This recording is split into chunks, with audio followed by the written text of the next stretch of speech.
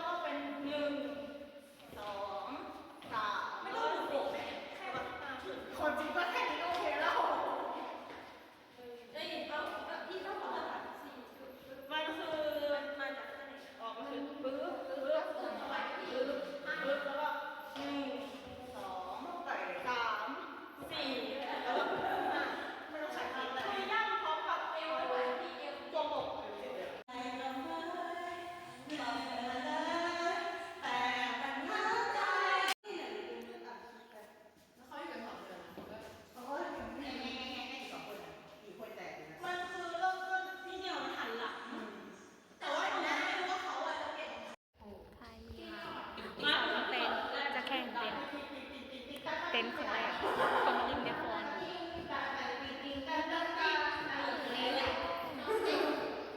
ออกกำลังกาย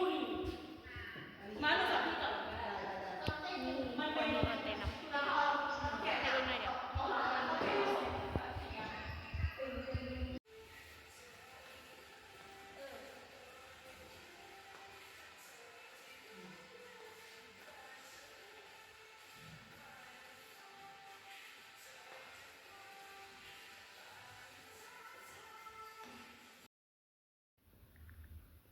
อันนี้เป็นซ้อมเต้นมื้อแรกเนาะทุกคนแล้วคือเพลงมันมีอยู่ทั้งหมด4เพลงเพราะว่ามันมีหลายประเทศเต้นนำกันอันนี้จะเป็นซ้อมเต้นเพลงไทยก่อนเป็นมื้อแรกที่แบบเต้นแข็งๆจ้ะทุกคนท่าก็ยังบ่จื้อเห็นบ่แบบโอ้ยตายแล้วแบบนี้เลยแต่ก็ตั้งใจเลยทุกคนเป็นคนมักเรียนกิจกรรมอยู่แล้วมาคือเฮามีโอกาสเฮาก็เฮ็ดแล้วมันมีรางวัลได้คะแนนกิจกรรมพร้อมแล้วทุกคนคือมาเรียนอยู่จีนคือต้องพยายามเก็บคะแนนกิจกรรมเด้อแบบว่ามันจะช่วยเรื่องทุนเฮาแน่เรื่องทุนเฮาแน่ซ้อมต่อไปจ้า